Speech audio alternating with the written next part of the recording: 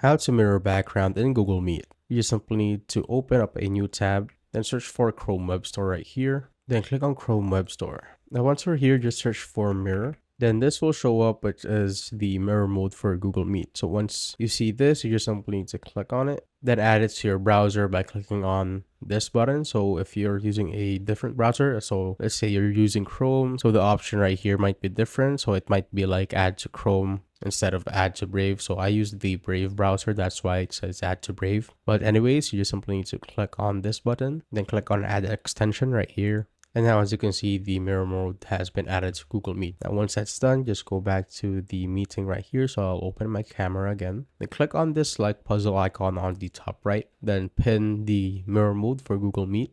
So there's an option to pin it right there. And if you click on that, it will be shown right here. Now once that's done, click on it right here at the top, just like so. And that is how you basically mirror your background in Google Meet.